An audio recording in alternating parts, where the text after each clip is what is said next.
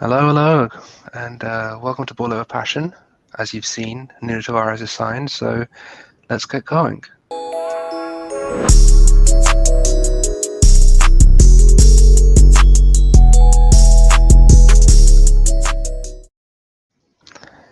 You alright, guys? So, Nuno Tavares official. It's been done. It's a bit weird on a Saturday, but we move. Yeah, Zeke actually called it would happen on a Saturday, but on to today. But what are we thinking? How are you guys feeling? It just calms the nerves of the fan base a bit because everyone's complaining that nothing was happening and we're not buying anyone and we have no money and all this stuff. So it just calms down a bit, not as much as other signings would, but like it's a decent signing to me because the first one. Yeah. See? Yeah, no, honestly, it addresses the essential need that we were a left back short. We've done that. We've added a player in, and it's calmed the nerves down because that's the first of many that's going to come this window. And honestly, I mean, just looking at it from a different perspective, it's good to get the backups in.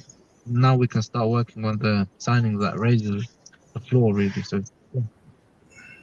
Well, yeah, so it's that if we remember the Villarreal game last year, that's the main reason why I need a backup left back, because the Xhaka versus Chukwueze, even though he did very well against Chukwueze, we needed Xhaka in the middle of that pitch, and he just wasn't.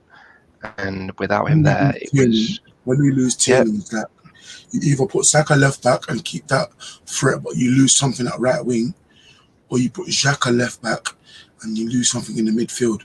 So getting someone like Tavares who can replicate what a bit, well, not to the same level right now, but like replicate what Tierney can do offensively for us in that system means that we won't have to change the whole system just because Tierney goes injured. Yeah, I mean, what it is, I mean, you were saying to me yesterday, we're looking to keep that left wing dynamic from the left back side, and we're looking to keep that final ball incision that Tierney gives us, and that's what Tavares does if he can develop into that sort of player. So if you look at him right now, like as a player right now, if you look at him, his positives are he can play right back, left wing, and centre mid. He's played that already in pro football, and so as a player, that just shows you he's versatile and probably can do stuff on both feet. And with him, I think he needs to improve defensively. That he actually does, because for sure. I watched him against Rangers and he got subbed off at half time because he made a big defensive error, and that annoyed me when watching him. But that can be coached, and system wise can be covered as well. Yeah, with him is like the final ball he has is excellent. Like his crossing is excellent, so you won't have that Kolasinac problem where you do all the good work to get him to the byline and he just can't put the ball in the box. So as a player, just without any coaching from Martel or our coaches, he has things that he's offensively he's good and agile and a good passer, which is why we signed him, not because of just the pace or something. Like he actually, with him right now, we can fit into a system, and with what Arteta's done defensively for like players like Xhaka with his like positioning and stuff, they just think probably that on the ball quality is harder to teach than off the ball quality. Off the ball quality can definitely be coached, and they just think that his positioning can be coached and covered for in the system, and his offensive qualities are good enough to mean that doesn't matter as much. So he's just another signing where if an injury does occur, we will have less problems. No, I mean it's good. This is very operate on the left hand side, essentially guarantees just plays like a winger. So we have someone like Nuno Tavares in. When you watch him, it very much looks like he developed as a player by starting on the wing. So I mean, his offensive qualities look really, really impressive. Yeah, again, I'm more down his defensive qualities, but Arteta's system can obviously cover for that. But honestly, it looks like a very, very good signing in the sense that they knew exactly what profile they wanted and they went with that. They didn't move, they didn't move like any of the goalposts and compromise. For example, with Bertrand or anything, they said no. This is the profile. We want a young player. We want someone that doesn't compromise on the attacking qualities on the left. And yeah, man, they got that in Nuno Tavares, so it was a prize. And it was a bargain as well for £6 million. I think you which is It's can't. ridiculously cheap. It's ridiculously cheap. Very, I mean, that's what I'm just gonna, I just want to it's- let's just, I want to get to this comment I've got below us. Cedric was clearly a right back that shouldn't be playing at left back. He was versatile in terms of being able to play on both flanks, but he's clearly predominantly a right back.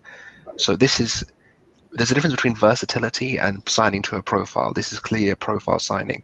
We're signing someone clearly to fill in that left back / left winger position that we employ Kieran Tierney in, especially in attack. In attack, we have Tierney is our left wing outlet. He's our left wing. He's the most left-sided player in that five. So it's not about versatility. It's about actually having someone that fits the profile that we need. And that's what Nuno Tavares does. He can play in different positions, but I don't really feel like he will. I feel like we're going to be signing different players for that. It's almost like I hate doing it again, but it's almost like saying Callum Chambers can play in DM. It's something he can do, but it's not something that we're employing him to do. Yeah, we're not employing him to be a CDM, and we're not employing Nuno Tavares as a CDM either. Sorry, CK. Yeah, another thing that people haven't really looked at with Tavares is that he can offer a different dynamic to a different system, in the sense that he used to play centre mid. I mean, he could probably be inverted the same way Zinchenko is at Manchester City, which could be beneficial because Arteta has always maintained that he'd never use one system. He'd always be switching. So if we do switch to a system where you possibly need an inverted player, he could be your guy on the left, because Tierney, his best qualities, even though he's a very good defender and a very good passer, he just looks so different one-on-one in isolation on the left wing. And taking that away from him and putting him inverted doesn't do us any favors. So I think Tavares, do go 4-3 at times, may just be inverted. You never know. Yeah, you never know. You never know. I think that could complement with a right back signing as well. I mean, if you get a out and out right back, and then we can have someone like Tavares, act as the inverted fullback. That's tactical flexibility right there. And honestly, it completes the squad. 100%. I mean, what it is for me is that with this signing, it means that we can have versatility in game state. So if we're going attacking mode and we want our left back to go inverted, it gives you an option at inverted left back. It's like the Lokonga, Lokonga. It was like what I was saying about Willock yesterday. It gives us a game state changer off the bench, a spark that you can go from 4-2-3-1 to 4-3-3, or if you're defending the game, you can change formations. You can have that a trigger if you want to go that way. So I think it gives you a more versatility. I think that's the main thing in terms of game state changes. Instead, it's not in terms of profile, sort of where you want the guy to be. It gives you a game state changer off the bench. Yeah. On this guy's comment quickly, I think this is why we brought the backups first, because if we went, say, because a lot of fans have claimed that we should go for Maddison and Ben White first. So if you go first signings, you splash 110 million, something like that. If you splash 110 million on two players, you're announcing to the whole world Arsenal have money to spend. Then you try to go to Tavares and try to make a £6 million deal. It doesn't happen. Everyone sees they have money. Let's extort them. Let's rise the price. So this thing is just risky. Like, it's smart that we went cheap. I mean, first. the other thing is, No, it's a good point, because what's happening is now we're looking at two aspects. One we're raising the floor, and one we're raising the ceiling. These signings that we've made as backup essentially improves the quality in our squad, but it also sets the precedent that when our next signings that we do make for our first team, they have to be better than these backups. Yeah, So usually, what would happen in the last regime, that these backups would actually be our first team players.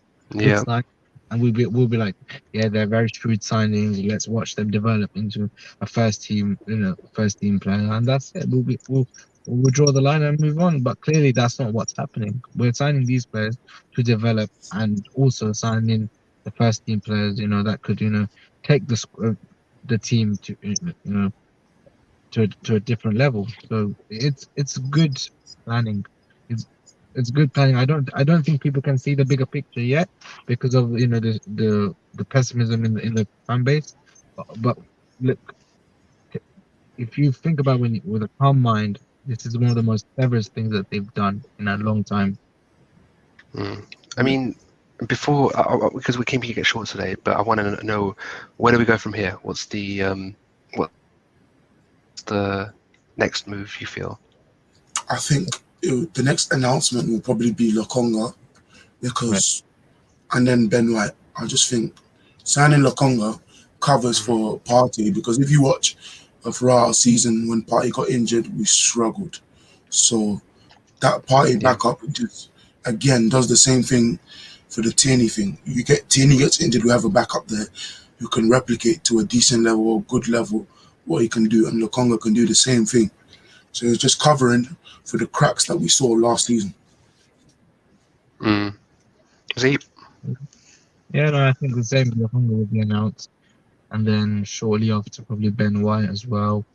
And then I think we will start probably seeing a lot more movement in terms of outgoings because the Euros is over, and a lot more teams are probably now focused on getting their teams set up. So they'll probably try and look up a few more players like Xhaka, Lucas Torreira, mm. Kolasinac, and Hector Bellerin as well. So yeah, I think we'll see outgoings now, and then after that, we'll start, picking up on the central midfield, attacking midfield position, and then the right back and goalkeeper, which I think will probably come towards the latter stages of the window.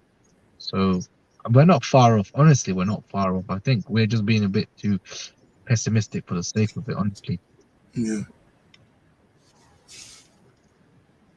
What do you think is next, Colin? all right. Ask Curran, what does he think the next move will be? Yeah, is he speaking? No, I can't hear him. He may be frozen. Your team is really far off. What team do you support, mate? Like, honestly, Joshua Moraka. Is it What team do United? you? Is it United fan? Look at his picture. Oh shit, yeah. So, but like with the quick, I don't want to talk about United because we're here to talk about Tavares, but like with the United team, I just think they're not gonna do what they need to do fully because they just splashed 70 million on their first signing in the summer. So, like, how can you go to another team and say, "Oh, can you lower the deal for this when you just spent 70?" I mean, to be fair, I mean, they've made a good signing in Sancho, but Yeah, he's a quality signing, world class player. they haven't addressed the specific needs that they need. I mean, to be fair, they No. could have gone another season without a left or right winger. To be fair, they need to Or address. backup right back. Yeah, they need to address that midfield as soon as possible. Yeah. It's Especially not balanced at all. if Pogba leaves, that's two. They're basically 2 seasons behind, man. Honestly, that's game over for them. Yeah, because they have players who, like Greenwood, is not now. He's not for now. He's in for a couple of years. Same as Camavinga. If they sign him, he's not for now. He's for a couple of years. And they don't use Van der Beek, and they love Bruno, and they lose something with Pogba. So it's like, what do they? Let's let's go on to this next one. He's really trying it here. Villa with a fully fit Jack Grealish, yeah. Where is Jack Grealish going to be next season? Let's be real here. I mean, there's a reason why they keep coming for the Smith, as Nuno has called him, Yeah, as the Smith. There's a reason why, because they're panicking, lads. They're not going to be keeping him. I don't think. I think they're going to be quite comfortably mid-table next season. We're going to be doing Premier League predictions, but and Months. obviously it depends on movements they make. But at this moment in time, not worried at all. Ed. Yeah, seriously, I don't worry about Villa that much.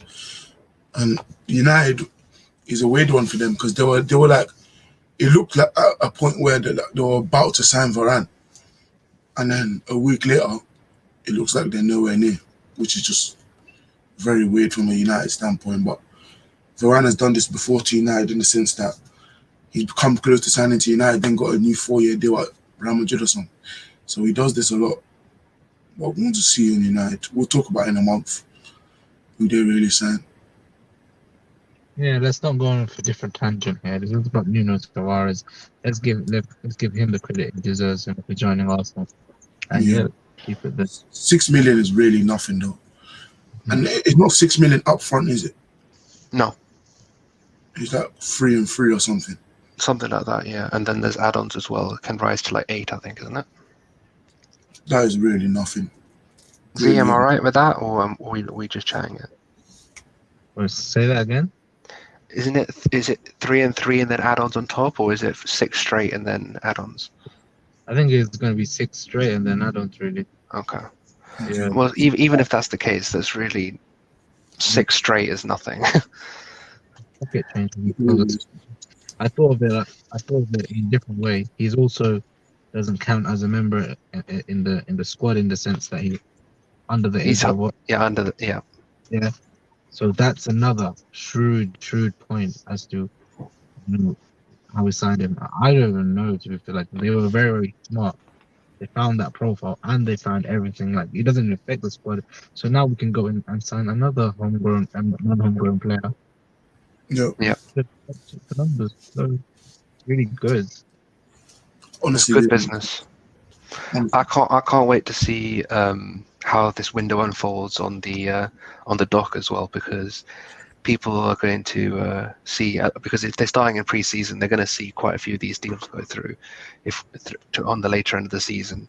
So as I said, as me and CK said yesterday, that the Garlic and Lewis roles on this documentary will be interesting to see. But in terms of how many games do we think he's playing next season? What's his role? Honestly, what do you think, guys? For me, it just depends on 2 things: the cup run.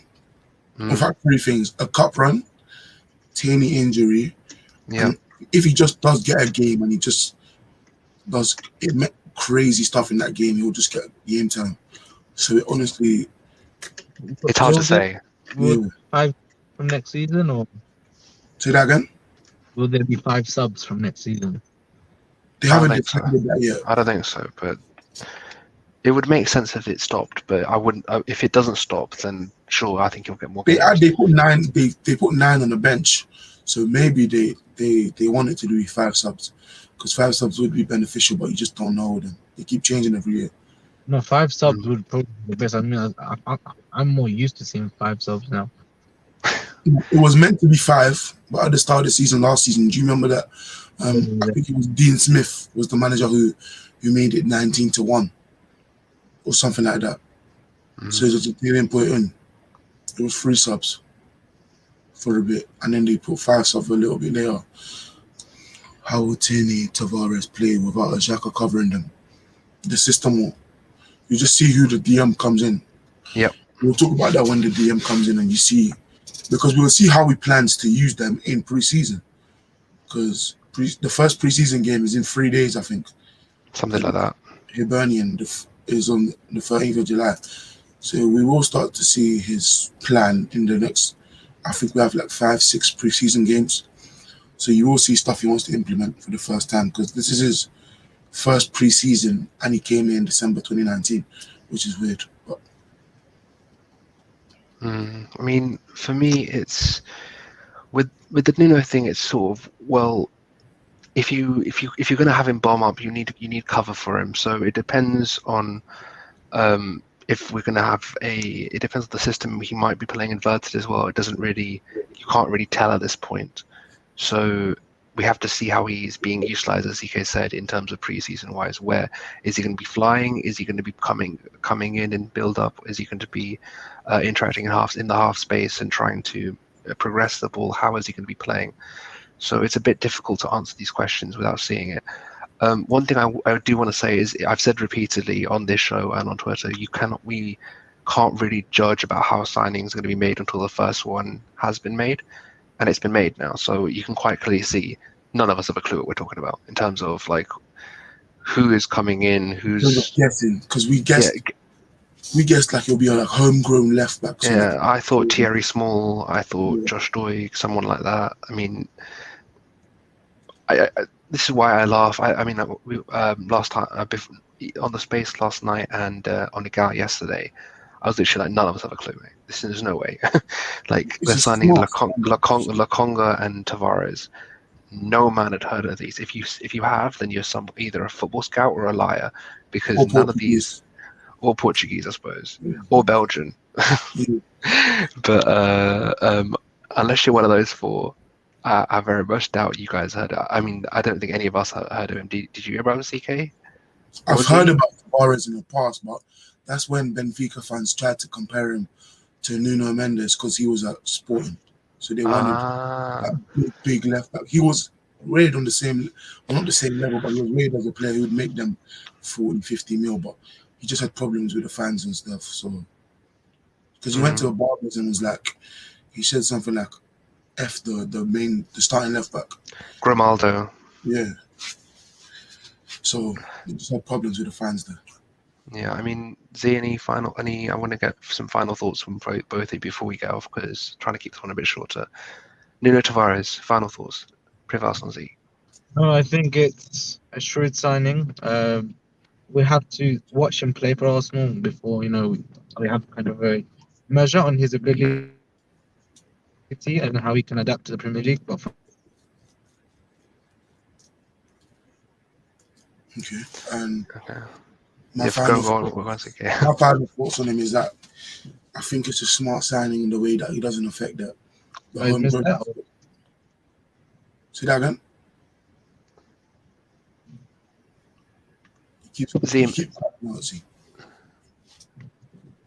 Yeah, for me, it's like it's a smart signing in the way that he doesn't affect the homegrown aspects, and he's cover for a position that we struggled with when an injury happened. So he just makes the squad well-rounded. Tavares is overrated by their fans. Yeah, he's not. They don't like him because of the Grimaldo situation and off the pitch stuff. I mean, if we're ever talking final thoughts on Nuno Tavares, it's quite simple. It's a profile signing, and it's something that I'm very happy that we're doing. We're not looking at names, we're not looking at age. I mean, obviously we are looking at age as part of his profile, but in terms of we're not looking at a name, we're looking at a profile here, which is different for us. I mean, I don't see us going for, I don't know, like in the past, like Kolasinac had that. Yeah, Bertrand, Kolasinac had that great season in the Bundesliga before he came, and people were hyping him, and then look what happened. So I just think that it's something that we're actually looking at the player rather than just looking for an agent to recommend a player. I think it's different. I think it's good, and I think that's all there is to say on him. Anything else, CK? We'll be back when Laconga signs. We'll be back when Laconga signs. We'll be back when Ben White signs. We'll be back on all these signings. We're going to be doing a bit shorter lives on like this for the signings. But for now, my name is Karan at CCC_BOP2. That's PLC at PLCKK. This is Ball of a Passion. Thank you for tuning in. Like, subscribe, leave us a comment, and follow the Twitter. We'll see you lot soon. In a bit, guys.